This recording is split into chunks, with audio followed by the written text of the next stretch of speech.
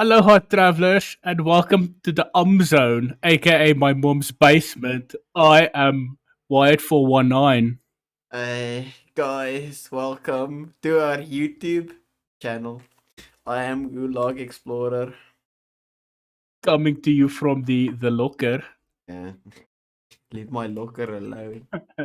If no one is there to behold our lore, do we have to stay true to it? No, and today we're going to talk about the best show ever made in an alternate dimension. Yeah. Some would say it's hella good. Hello. I'm Okay. gonna hella. Okay. We're going to talk about Vox Machina, aka Voice Machine. That's a clever play on words. We know this because they said it in the show. Yes, I didn't say voice machine, but still a clever play on words. How's it a play on words if it's literally just two words that are translated into a different language? The it's a play on words, yo. Yeah, like they play like, well, let's go play lacrosse, and then it's like voice machine also means vox machina, and we're a bunch of voice actors. How about we do it like that? Then everybody thought this was the greatest idea ever. Oh yeah, if you look at the ratings, it is the greatest thing ever. Ugh. Yeah, just because something is popular doesn't mean it's good. Example, um, Imagine Dragons. Oh yeah, a lyrical genius at its peak. Yeah, that's what the kids think these days when they can barely read and can't speak a single sentence without using slang. Yes, here we are. Don't look away now, eh?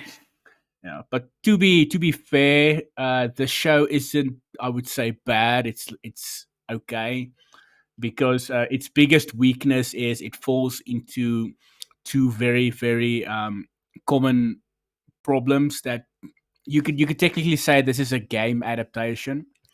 It falls into two very common traps.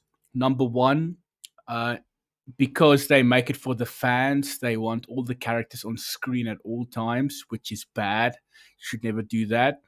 And number two, because it has so much lore, they never know what to adapt, and that is very common. And also, there is a way around this. Think of it like this, Okay, well, let me just say why that is a problem. The easiest one would be like, for example, Henry Cavill, the internet's favorite man. He wants to create a Warhammer um, extended universe. Now, the problem is Warhammer has massive amounts of lore, and people don't know where to start. They're probably gonna start at the dumbest point, which would be the Horus Heresy. And I'm gonna explain the Horus Heresy to you very quickly, and I'm going to explain nothing. Yeah, Are because you? you're Are a you? fucking nerd. Yeah. Okay. Well, someone has to be the nerd. Are you ready? Yeah. Okay. The Horus Heresy starts like this. There's a guy with a crown. He's like, I am not a god, but someday you might think I am. The Fresh Prince of Space. Fresh Prince of Space, yes. He creates 20 sons, but accidentally makes 21. And for that, all I have to say is, I am Spartacus. The warp is like, okay, no, I don't want you to be a dad. And then something happens that I'm not going to explain. And then all these kids get yeeted onto different planets throughout the galaxy. He fight How dare you not explain that part? Because we are a Warhammer 40k podcast. We should go into the details. Well, the details are for later. Okay, so he finds them all one by one, and he finds his favorite one first, aka Horus Lupercal. And as time goes by, the littlest Primarch that literally even couldn't, he comes to him and he's like, "Hey, you're the coolest guy ever." And then Horus like, "You know what? I am the coolest guy ever." And then all 18 of the Primarchs, why not 20? Fuck you, that's why.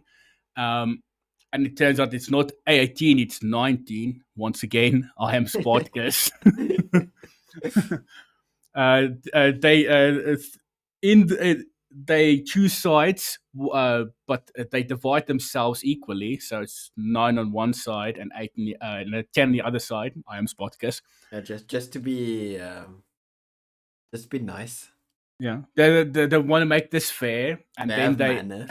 yes, and then they decide to fight amongst themselves up until Holy Planet Terra, and then uh, Horus kills Griffith.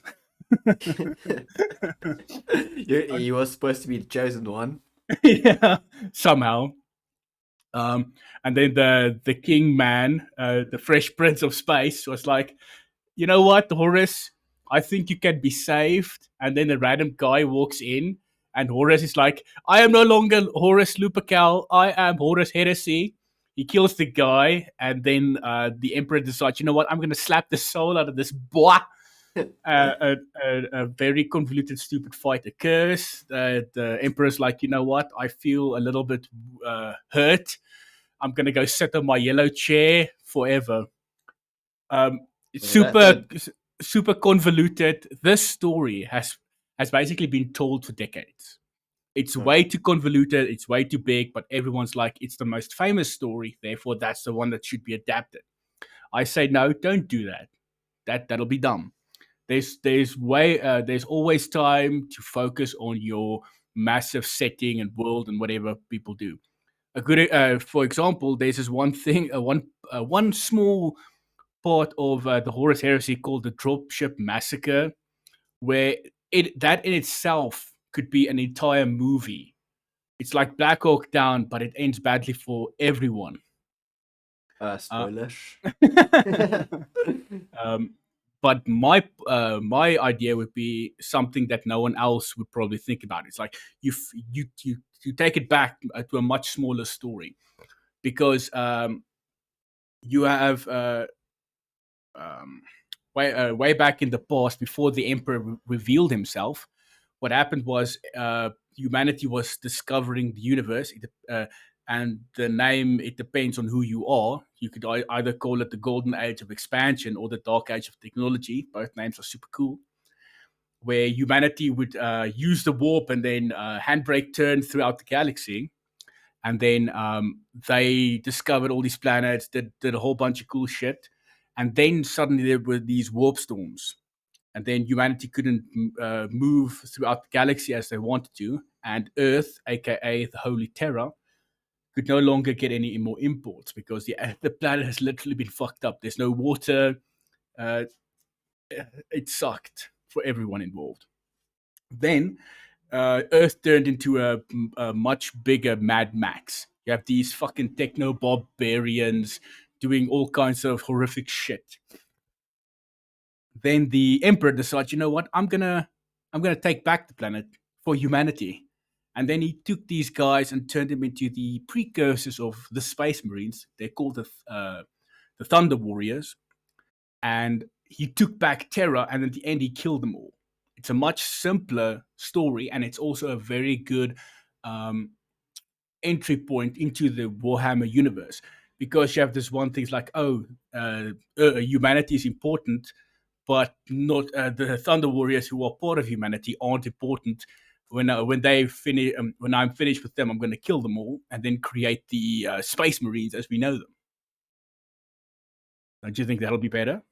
That's fine. I have nothing to add because Warhammer sucks. Fuck you! You suck. Just a story all about how this prince's life got flipped upside down. Yeah, he did shoot a lot of people outside the school. Yeah. But they were causing trouble in his neighborhood. Yes, and by trouble, the trouble is them existing. But I think it Yes. will be a very good entry point because number one, you have the Emperor, and because it's a very simple story, take back Terra, you can actually focus on maybe like a squad of these Thunder Warriors who decided to give themselves over to the Emperor for him to make super soldiers, and then they give their lives to take back Earth, and then when they're done, he kills them all. That's the perfect grim dark scenario that might actually pull people in and make new fans. But people will be like, let's do the Horus Heresy. Everybody is lost and they have no idea what the fuck is going on. And then they'll probably say it's the fault of straight white men. So yeah, remember the group consensus is always correct. Yes, just like how 9 out of 10 people agreed to gang rape. Exactly. Mm-hmm. To that one person should just get with times and consent. Yes. And she's probably a white woman, so she should check her privilege. Yeah. All right, so Taking moving up a along. position that could have been filled by a black woman. But that would be the problem is she's a minority, so it would then be evil. So that's why the white woman was there to make it not evil somehow. Okay, Perfectly balanced. as it should be. So moving along, we are talking about Vox Machina.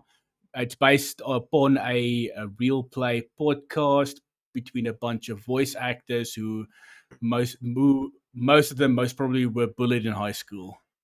Yeah. Yeah. They play Dungeons and Dragons. And recently, they did this thing where they wanted to have all of the money, but then they pushed out. What did they do to get all the money and bus out?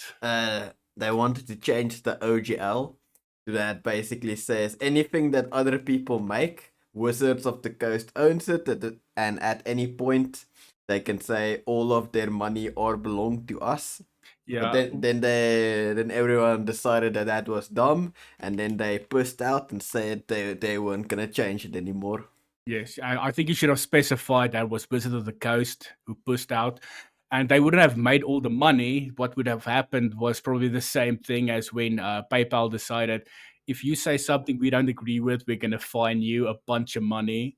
And then when people are like, you know what, we're no longer going to spend any money on you, and we're going to leave. They then did a half-hearted apology that no one believed, but because they pulled back the restrictions, a few people still decided, you know what, I'm not in the mood I'm not in the mood to look for a new service provider, so I'm just going to stay here, but I'm going to keep my eye on you. All right. So, Critical Role. Uh, I've watched a little bit of their content when they were doing the Dungeons and Dragons thing, and I understand that adapting that into a show is difficult. I understand. I'm not saying it's an easy thing that anyone can do, but the fact that they put all seven of the main characters on screen at every fucking second was the dumbest thing they could have done. How Because dare you? How dare yes, you? You're trying to rob the fans of precious screen times with their favorite voice actor. like Scanlan, the one I hate. Yeah. He almost died so many times, and every time they just keep him alive. Yes, and then I hate Scanlan so much that I really want to go to a high school, pretend to be a high school student, become part of the lacrosse team, win the hearts and minds of everyone around me, the respect of all my teachers and my coach, so that I could get the Letterman jacket and go to his voice actor, whoever he may be, put books in his hand, slap them out of his hand. So, and then as he looks up, I remind him of the bully that so viciously put his head in the toilet. And as he cries, I would just laugh at him and said, "You did this. No, it says no one else's fault except yours." And then I'd bang his wife. And then you play some rugby. And I'll play a real sport, League of Legends. You I'm play just kidding. Minesweeper. It's the best in the gamer sphere. I'm gonna play that Windows 95 pinball. Yeah, so I would literally become his bull. Okay, you Voice. do that. I'll do that. Are you gonna use your parents' bull? No, I tried, but they said no. They don't Some like sharing. sometimes you just gotta keep it in the family. Yeah, that's true. Okay, so moving along. This show did a very, very bad thing by okay, two very bad things. Number one is the actual structure of the season. The second thing was having all seven main characters on screen at all times. Because the reason for that is, as you look at your favorite characters, a relationship can be boiled down to one thing. It's basically a social contract where you have two people who are trying to basically make deals to keep themselves and each other happy. Now, when you have all characters on screen at all times, you can never really enjoy that interaction between two people. Every now and then, you have a glimpse of it where two characters would talk to each other for a few seconds. You're like, oh, this is going somewhere. And then the other five decide, hey, we're going to be here and ruin it because we only have enough time for 3 words per person per scene. And that sucks. I hate that because you never really get a chance to get to know anyone. What are your Also, thoughts? there are no explosions and or titties. There are Zero, titties and zero, explosions. 0 out of 10. There are two instances of titties, It's and not enough. on the Not show like enough. this. Not enough titties or explosions. Okay, I agree. They did do that one joke where you saw Scanlan's balls. Okay, well, that's the part where I checked out emotionally. Okay, so um, and then there are some parts where you can see the social contract, but the problem is in most of them there isn't given enough time so that you can really see a social contract. For example, with the brother and sister, Vex and Vax, the two of them are shown to have a social contract, as well as Grog and Pike. They are I can believe that they're friends, but the rest of them, why are they there? It doesn't feel like they should be a group. That's the problem with adapting a game. In the if you watch, I'm pretty sure if you watch the Dungeons and Dragons game they play, I'm pretty sure you can see a social contract between the people, but not between the characters. And that's the thing. Dungeons and Dragons and the series are built upon two very different foundations. Dungeons and Dragons game, the social contract is between the players, but in a show, the social contract has to be between the characters. And because they thought, oh, it just carries over because fuck you, that's why, that's the mistake they made. That and the fact that they did not take the guy who plays Scanlan out to the back and put a bullet in his head because he deserves nothing but bad things. You're saying that because you get no pussy. Who hurt you? Every single woman I've ever met. Okay. To be fair, I hate the guy for the Scanlan character. I don't know. I don't know who he is. What else he does. I don't care. Um, Also, I don't listen to Let's Plays because all Let's Plays suck. So who knows? Maybe he's more interesting at the table. maybe. Okay. So, well, I highly if Scanlan is the character he created, that because I've played Dungeons and Dragons for a couple of years, you usually get two types of characters. One is um, the the fantasy character, the one you want to be. The second one is the character you actually are, but you're too afraid to show to the outside world. And from what I can tell, Scanlan is this guy wish he could pick up chicks willy nilly in his life, and maybe if he has a wife, I don't know. He got her by sheer luck or the fact that he's rich. So whatever. Fuck that guy. He I hate used his everything he parents' stands bull. for.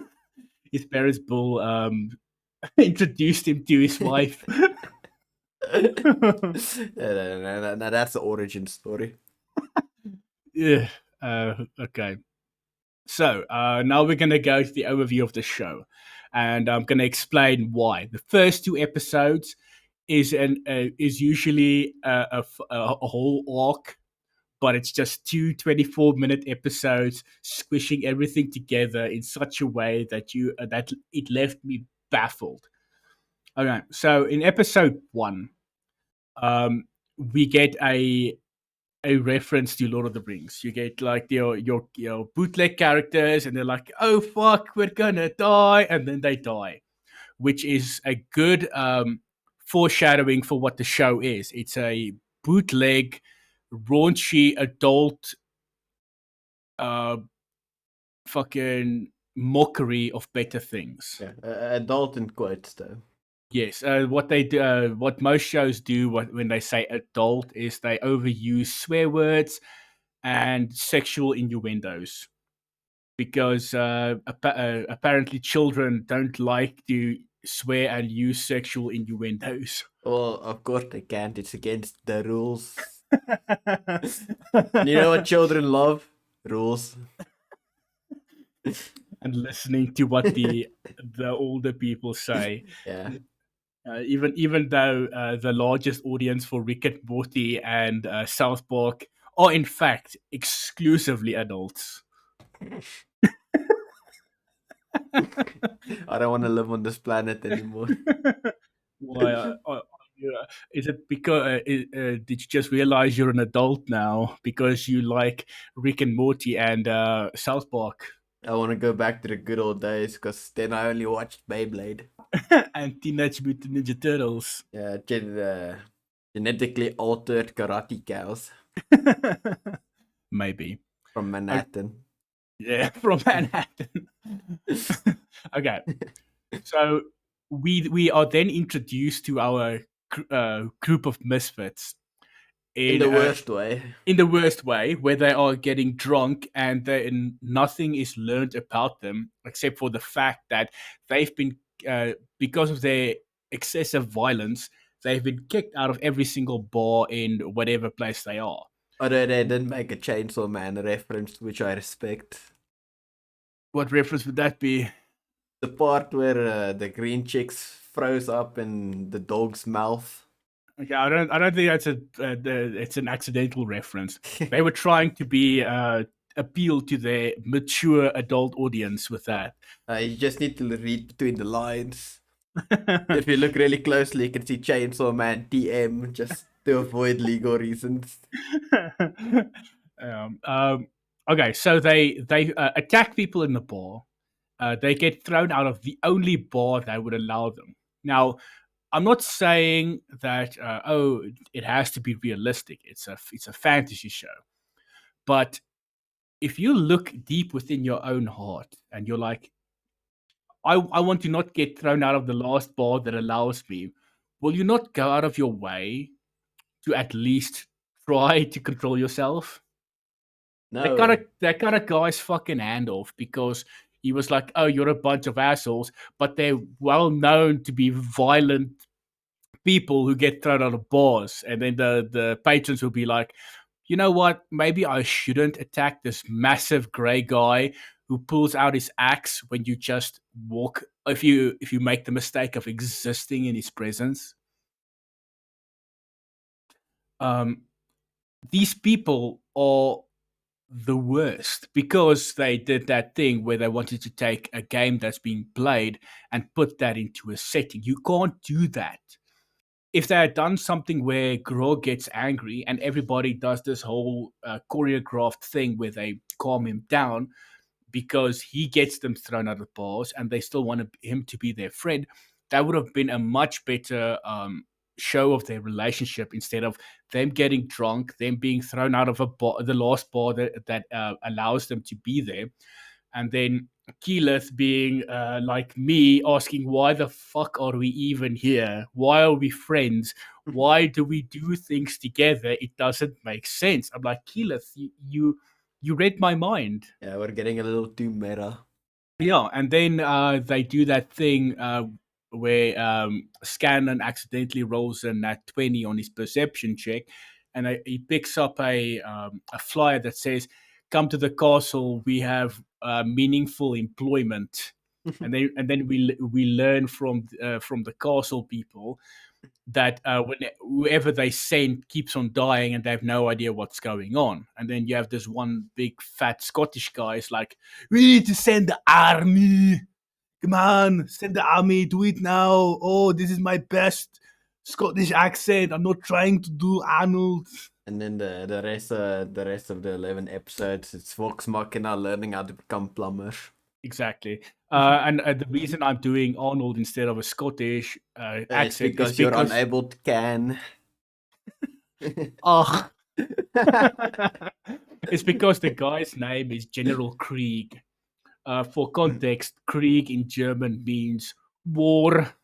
What is it good for? Absolutely everything. Yeah. You want something? Just war. Yes. And then the funniest thing ever happens. The Vex or Vax, whichever one is the one with the titties. She gets a migraine. It's like, oh, there be a dragon nearby, and then the creepiest looking elf you've ever seen looks at them. It's like, I think it's this guy because he's ugly. Yeah, to be fair, that sounds like something. If you're playing an actual D&D game, something like that would probably happen. Yes, and it would work in the game because you as the player, you are focused by your DM to this one guy. Whereas if it's on screen, you can see multiple people, so it doesn't work. And also the idea of the red herring is so overplayed that the only way you can actually subvert that expectation is if you made the creepy guy the actual bad guy. All right. Right, so they then are given an airship and they fly. Oh wait, before I move along, there is one character I don't hate at all. I could never hate. That would be Trinket the bear, because the bear is there being a cool ass bear. Do you also like the bear? He's okay. How fucking dare but you? but most of the time he just gets shafted. It'll Yes, the show decides that there's too many characters and they throw away the bear when they should have thrown away the gnome. yes. Which gnome? Yes, because there are two. Fuck both the gnomes. Well, it does. She goes off screen and has a crisis of faith. Yes, a crisis of faith in a setting where your prayers actually manifest, which would make doubts be impossible. But we digress. So they go on an airship, and that's the first time the Vex or Vax or the one with the titties. They talk. She actually has a moment which, if left alone, might have been a good moment where she and her brother talk about, oh, the reason I got that migraine is because dragons somehow I it's have never explained. I have dragon spidey sense. I Yes, won it at a bar. yes, and also remember the way it was shown. She was in the room with this dragon and got the migraine way later, so that's not explained. And then they think it's the creepy elf guy because he was the one who looked at them when she got her migraine, and it doesn't make sense at all. That's just bad Also, writing. he's ugly. Yes, he's a creepy looking, ugly guy. So it reminds me of that saying where they say the difference between flirting and sexual harassment is how good looking you are. Exactly. Yes. Okay, so they fly on their airship and they meet a village, and the dumbest thing I've ever seen happens. The one gnome Pike is a fucking cleric, so she's basically a priest. A cleric is basically a war priest. The woman comes in and says, "Please, would you kindly bless my house because you are a religious leader," and she fucks it up as if it's her first day on the job. She And she rolled a has one. yeah, rolled a nat one on Yeah. prey. Good job, Oh Mike. no. Oh no. Yes. Praise to the devil. Yeah. Accidentally. Because Oh that's how yeah. nat ones work. There was like, oh, somebody's finally talking to me. Yes. And then Vax or Vex, whichever one has the dick, I don't remember. Uh, He does that thing with the coin with the little kid. and he's like, "Oh, look at this magic trick," which is actually pretty cool. But like most things, it's never given a chance to breathe. The kid's like, "Oh, that's cool. By the way, over there, we saw something fly and lightning and shit." It's like they're like, "I don't know what's happening. I just got here." And it's like it's over there, and then when they go over there, there's a fucking dragon shooting lightning out of its mouth. Um, Everything happens. The pacing is so fast that you never really get a chance to understand what's happening. Um, and then they get almost get lightning, but because they've got plot armor, they survive. But when they get to the village, everybody is dead, especially that kid that the half elf guy gave a coin to. And Yeah, he died of cringe. he died of cringe. And because of Pike's crisis of faith, she couldn't heal him. Either that or she used up all her spell slots off screen. She's like, oh no, I can't save him because the script said so. It says it right here. I can't do anything, and then she walks away. Yes, and the best part is in the beginning of the episode, they all Keyleth is like, why are we here? Just to suffer and not be whatever. At the end of the episode is, you know what? Seeing as this thing happened, why don't we somewhere on the side of the road find a stalwart determination to kill this dragon because we just decided to do so instead of doing the thing that people would actually do and run away. Yeah, because it's been established that these are the most heroic bunch of individuals to have ever existed. Especially Scanlan. Yeah, especially the Scant man. Ew. Ew. How Yeah, dare you? yeah, yeah. And his stand's name is Purple Haze. Purple gaze. Um, all right. All right. So in the next episode, the general is like, all right, men, we're going to fight whatever that thing is. Yay! And everyone's like, you know what? We're inspired. Let's get ready. And then they just get massacred by a big blue dragon. It Yeah. was it was the most it was the coolest, most pointless scene I've ever seen. Um, it was so weird, and then um, the crew then go to a guy called Gilmore, a fucking drag queen looking motherfucker. Um, Turns and they out Vax is gay. yeah, I think he just likes wet holes. That's what he likes wet holes, but he can't put anything in any wet hole. I think that this reminds me of another anime. Have you heard about interspecies reviewers? Yes, I have heard about that. The interspecies reviewers. Now, Are you talking about the episode where they drink stuff to turn into women and then get fucked? well, maybe later, but they make a point that because elves they don't get attracted to people because how they look. They get attracted to them through their life energy. So that's why the elves love humans because they're the oldest a human can get is like 70, but elves they go to hundreds and hundreds of years, Mm-hmm. and then they get less life energy. Oh, okay. So they like humans because we have so much life energy, and they have a little bit. Yeah, and fuck a grandma, and then they're like, oh, she's fucking hot. She's only 77. She might be a bit too young for me, but you know what? Let's do it. Hey, it's legal in the human world. Wink, wink. She's 77, but you know what? I'll take one for the team. Okay. As they try to go to him, this guy called Gilmore, they're like, okay, can you tell us how to kill a dragon? They give him a fucking poem. The fucking Vax or Vex or whichever one has the titties. She's like, okay, Vex. I Vex. Okay, she's like, I've studied dragons my entire life. I know everything about them except how to kill them or the way it looks like when they massacre someone, so I can give information as to what maybe this creature could have been beforehand. Yeah, I know everything about dragons. Like I know they have a brave weapon. I know I only know two things about dragons. They have a breath weapon, and they're different colors. Yeah, it took me my entire life to figure that one out. Yes,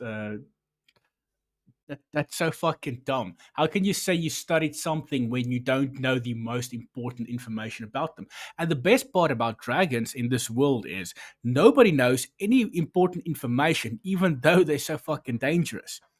Look at the real world. The most dangerous things have the most information upon them. That's why we know so much about Epstein Island And spiders. and snakes. And most animals. Yes, uh, Especially all of them. yeah, especially the most dangerous ones. Okay. Like pufferfish.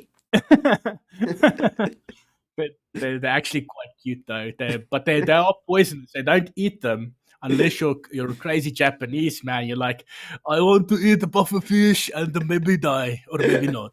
It's fucking worth it. They're fucking delicious. Or so I've heard. Yeah, it makes your mouth numb. So then why do you want to eat them? I hate my wife. I find the concept of death alluring in my meals. Yes, I'm Japanese, so I have a much better chance of killing myself than anyone else. Okay, and then Vox Machina tell Grog and Scanlan to follow the red herring guy. Um, and then they find him breaking into that General Krieg's place. And then they're like, haha, you're the bad guy. And then he's like, what? No, I'm here to get evidence.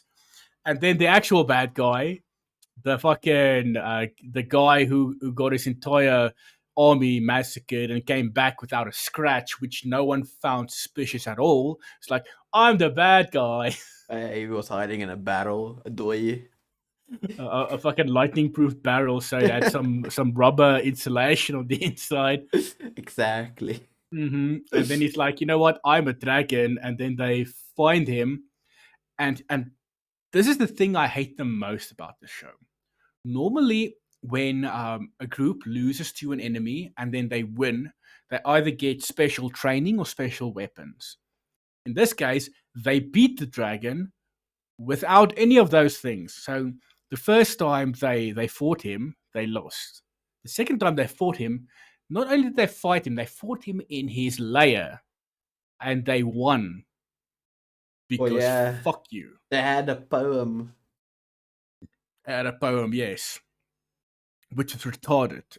Don't if you're ever gonna write something, don't write this. Don't write anything like this. But because Critical Role has such a massive fan base, because remember, each and every one of them is a very famous voice actor, and also they have this game which they play that is very, very popular. So they've got a bunch of fans that will suck their dick no matter what. They could have done anything. They could have remade fucking. They could have done Velma, and people would have loved it. Velma is art. I'm gonna put this on the record. Every single scene that Fred says a word is amazing. Fred is the best part of Velma. He's hilarious. I love him. Okay, so moving along, they kill him. They steal some of his stuff. His layer falls apart because they can't have Vox Machina have nice things. They get back to the castle. They're like, haha, we killed a dragon. And they're like, what's our reward? Is it like gold and shit? They're like, no, we're going to give you a house. Thorn. And then Vex and Vax share a look that is reminiscent of Leia and Luke Skywalker. And by that, I mean they probably fuck each other. Animated in Asian countries. Yes. Okay, but remember, most things are animated in Asian countries. I believe even Family Guy is animated in Asian countries. Yeah, and sometimes you just gotta fuck your Oni-chan. Mm, I don't know which one is older, but whatever. But still, you have this 2 episode arc, um, which is supposed to introduce these characters to you. but it's done in such a sloppy way that I can't give it any. I can't give it. The only criticism I can give it is bad criticism because it's all over the place. Nobody gets a chance to really give meaningful dialogue because all seven people are on screen. Not only that, they also have to share screen time with extras. You can't have good characters when nobody gets a chance to speak. And I don't want to go to the wiki to learn about the intricacies of the relationship between Grog and Vax. Just listen to all of Voice Machine's backlog. No, I've got better things to do with my time, and by that I mean literally anything else. You can't have a 24-minute episode structured like this. But like I said, because they've got such a big fan base already, they will bend over backwards to to make sure that this is successful. Now, the way one thing I will give it, the way the relationship is built, like the way the guys would roughhouse with each other and insult each other, is very realistic. Where they would do that, but they would never do that to the women, and the women don't do that to each other because that's how male and female relationships work. I like that. It's fine if it's like a casual viewing, but people will say this is a good show, and it's not. And now we're going to go to the second arc in Yeah, episode three. Johnny Storm has entered the chat. Yes, Percy looks exactly like Johnny Storm in that the most recent Fantastic Four show. The show was good. This one isn't. Yeah, so the message of this podcast is don't watch Vox Machina, watch Fantastic Four, Yes, um, the cartoon. not the new movie. That's trash. Yeah, Fan Four Stick. Don't watch Fan Four Stick. Don't do that ever. Okay, so in the next episode, they go. They invited to a ball. They're like, "Oh, you saved us, but we're still going to treat you like assholes because the script said so." Because I don't know about you, if whatever group I'm affiliated with it gets killed by dragons, and then a group comes in and kills that dragon, I'll be like, I will die for you because you saved so many people and you avenged my friends. But no, the people who wrote this are fucking children because they're like, oh, you know, it would be funny. The people in charge still treating them like shit, even though they're heroes.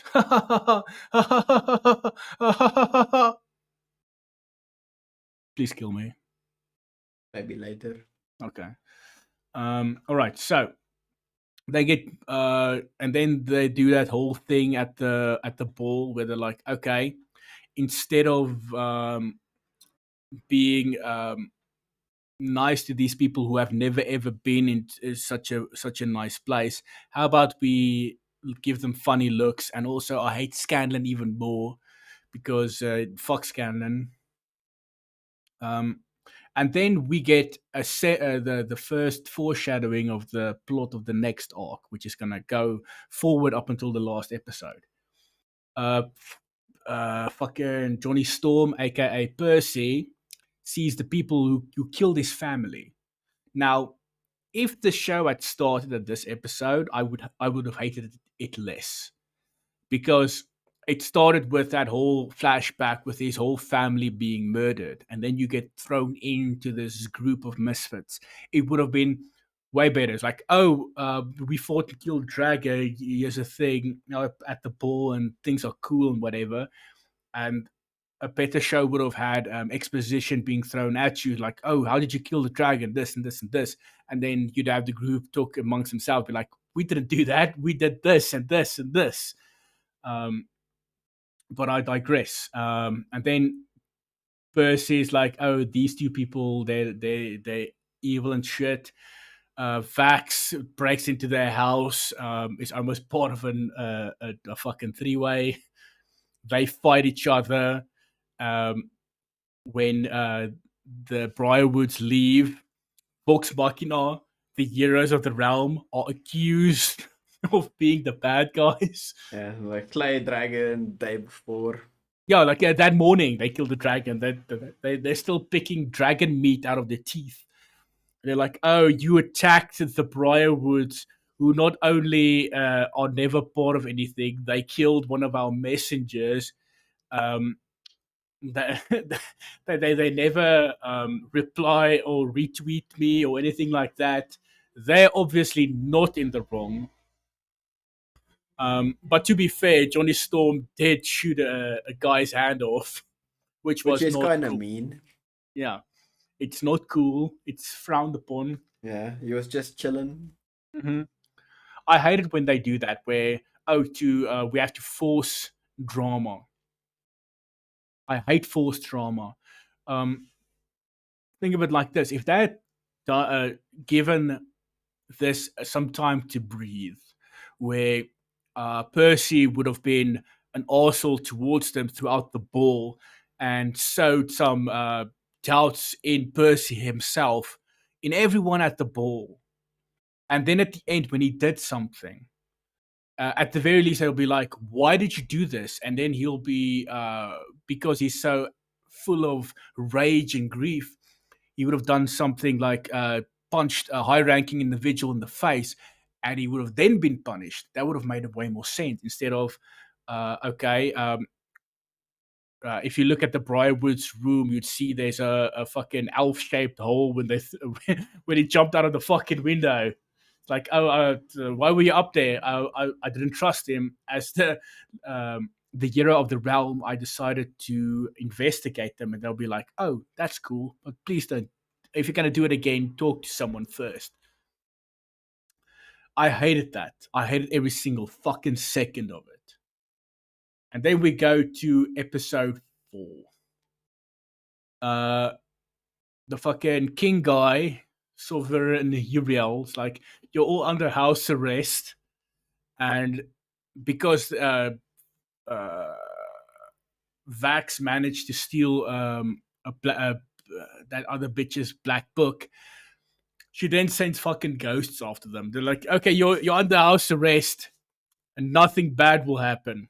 Yeah, I swear these Yes, they tried to escape but are proven to be incompetent. yes. That's something I also hate because you've got these characters. Some of them have fucking magic.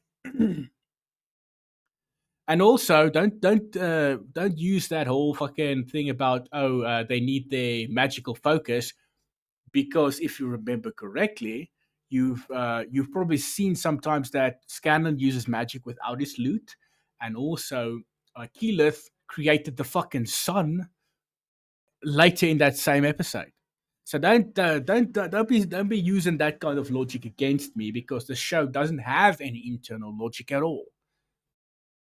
Um, I have to say, the I will give props to the storyboard artist, because whenever action happens, it's always quick, it's always fluid, and I'm never confused. I always know what's happening at every single second. So props to the storyboard guy. Um, uh, like you got ghosts who like the shadow. What did you think about this episode? Because I fucking hate it. There was no The ghost fight was cool. the ghosts were cool, but here's the thing: normal extras get killed in one hit, but our group, because they've got plot armor and because that's how Dungeons and Dragons works, they get attacked multiple times without ever dying. That sucked. I fucking hate that. It does beg the question though, if the Briarwoods, if they can just send ghosts, why don't they just wait till like midnight when they're sleeping and then send more ghosts? or what they could have done is, instead of sending the ghost to kill everyone, send the ghost, find the book, and fucking run away. Yeah, sneaky ghost.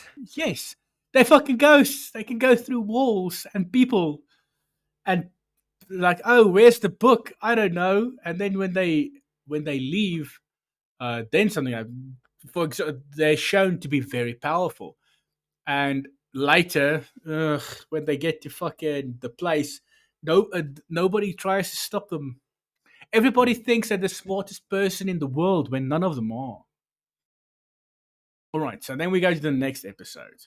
Um, they fucking break into Gilmore's place because they don't have any money. They are basically fugitives from the law. And Vax is like, you know what, Gilmore? I promise to suck your dick in the future. And he's like, Acceptable offer. yes. They give him a bunch of stuff. They steal a wagon. They drive. Then the Briarwoods send demon dogs after them to get the book back. And this is the first and only smart thing they do is the the most important part of their mission is to get the book. They're not there to fight them. They're just there to get them out of the way and get the book. And you know what? It works because the plan is focused. Everybody knows what they're supposed to do. And then something happens that almost brought a tear of happiness to my eye. It looks like Scanlan dies, but then he lives, Sad. unfortunately. And then something actually sad happens where nobody checked the bag with all the items they had, which would have helped them against a vampire. But everything falls down a cliff. They're like, okay, we have all these things we need to help us. And it's like, oh no, the things you needed was inside you all along, which is Yeah, the your power of frail organs. the power of friendship was inside all of you. You, I never want any of.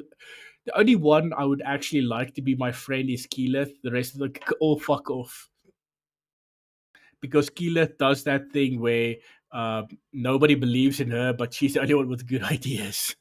Yeah, only positive member. Which I knew I liked her when she said, "You know what? You all could go fuck off. Why are we here? Just to suffer?" And then at one point she tells fucking Johnny Storm, she's like, I'm kind of in the same boat as you because I've got to do this thing that's never explained, and I might never see my family again. And he's like, "This is not the same. Your family's alive." And then Way he to bring the room undercuts, down, yeah, Johnny. he undercuts her whole thing.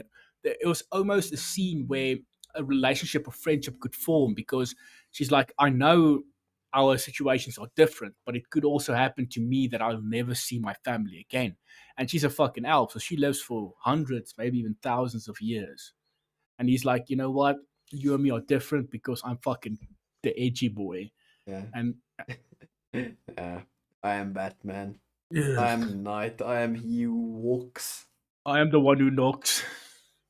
and the one who answers. Because I knock to myself and I talk to myself. Yeah, and then Pike decides to go to church because she's got a crisis of faith because she can't pray hard enough to get the powers that she needs. She's gotta take off that power limiter, yo. Yes, then she leaves. Like, okay, that's fucking dumb. And then in the next episode, they come into they go to Whitestone. Um, as they get there, to make the bad guys as evil as possible, what the bad guys do is they get a group that kind of almost maybe if you squint look like the main characters and hang them upon the big tree. If this was in any other show, I'd be like, yo, this is evil. I hate them. But to me, it's like these are the only well written characters in the show. I love them. They're so unapologetically evil. What do you think of the Brywoods? I fucking love them. Yeah, Briarwood's okay. I like them.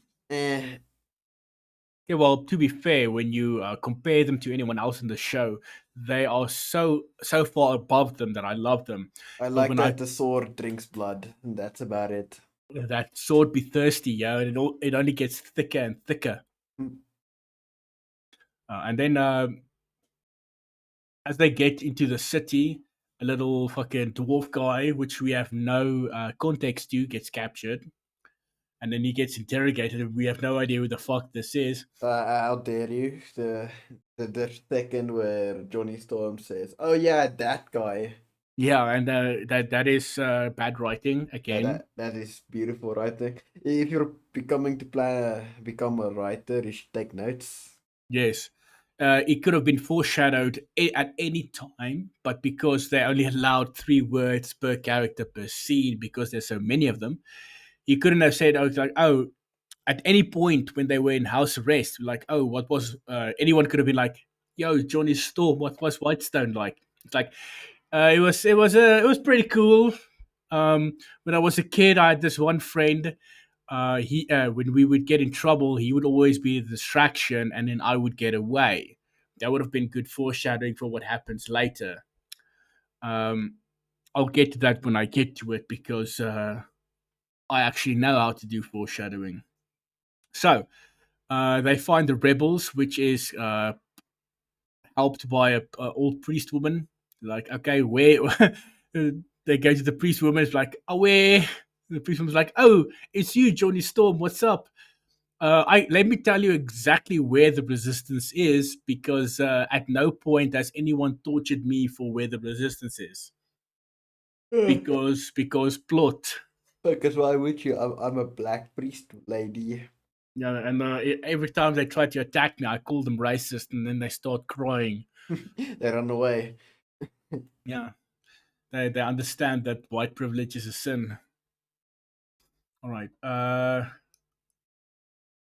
Um, and also Percy in his gun, which he clicks incessantly. He has these names of people who he wants revenge on. This show has the worst case of revenge plot I've ever seen. Because in no point does it is it shown as like, oh, revenge itself is bad, but because whenever he does the revenge thing, he goes like Super Saiyan but with smoke, and everybody's like, that's weird, and he's like, what? When I shoot my gun, it creates a puff cloud. That must be what you've seen. It's like, no, that's exactly not what we see. What we see is ominous, not weird and smells like rotten eggs. Ugh, I hate that. And also, when they find the little dwarf guy, it's like, oh, my name's Archibald. What's up? They're like, oh, okay, whatever. Why are you here? And then Archibald is like, oh, I'm the guy who's supposed to tell you that your sister's alive. Oh, Like, yeah. what? And then he hands out a copy of the script to everyone so that they don't get surprised. But they're still surprised anyway. Yeah, because who reads the script? Yeah, and then in the next episode we get a flashback because the pacing in the show is atrocious, and that's the only way they can get exposition that you know who some of these people are. We get a flashback of this guy called Professor Anders, and he teaches them about this fucking rocks that are magic. The children are like, "Oh, that's cool, whatever," and then Anders is like, "I want to create a strip mine," and then the dad's like, you know what, how about you shut the fuck up, let me do my job, which people misconstrue with him caring about the environment, but whatever. That's never explicitly stated. All he said was sometimes more isn't better, which could also be um, turned around to as, if we do more we will have to pay more taxes. It could be an economic thing, it could be an environmental thing, it could be a case of he wants to protect this, um, or it could be price fixing, because if you mine less, you can keep the price up. Just look at the De Beers with the mining of diamonds. It could be 10,000 different reasons, but everyone's like, oh, it's because he cares about the environment, not because that's what he said. But I take my own values and put that upon characters who never said anything of the sort. Well, yeah, what else is fiction for? Fiction is there for basically to teach you lessons, either in its themes and symbolism, or you can see it's got sort of like a safe space where you can see bad choices being made and what the consequences would be without it affecting you personally. Well, look, it's wrong. Yes, because It's about most people. taking my feelings and throwing them onto characters that I like. So you take yourself and you insert that into uh, a pre-existing property, so that you are the coolest guy ever, and everybody has to deal with it. Yes, and then now excuse me as I go read Harry Potter. I hate Harry Potter so much. Like, you're a wizard, Harry. What, Hagrid? What does that mean? It means you're mentally ill, and then no one's there, and then it's just him making up stories because his uncle beats him and his aunt molests him. That's what I think Harry Potter should have been. Okay, all right. So Well, it is about that if you read between the lines. yeah, the Horcrux is it's symbolism for rape. And the Goblet of Fire is that one time his uncle beat him with a trophy. Good, congratulations, Harry, your first place. No, Uncle, stop hitting me. All right. All right, so this a fucking long fight scene then occurs, and then after that they then go to an underground fucking basement where there's nothing because everybody's poor and this whole Whitestone works off of Lion King rules where just because the Briarwoods took over, everything is not only shitty economically, it's shitty ecologically. Trees dying because fuck you. Or at Because the the very leaders are evil. The yes. trees can pick up on that. Hmm. Yeah, the nobody understands why because the trees speak Vietnamese. Tree, why is happening? What the hell? It's like, I don't understand. It said something about America bad. It's talking about Kung Fu, which is Chinese for America. Okay. So Keyleth does her best to help the tree because everyone else is talking about something uninteresting.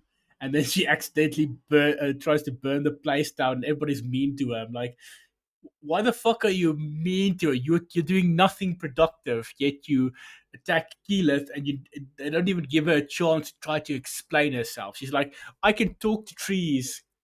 I can speak Vietnamese. Yes, she's like, I can speak Vietnamese, and then nobody listens to her because that's her function. Her function is to just be there and to get yelled at and to be neurotic and fucking anxiety ridden, which I hate. Yeah. Everybody is a one dimensional trope with like three words of dialogue per scene because there are too many characters on screen at any time.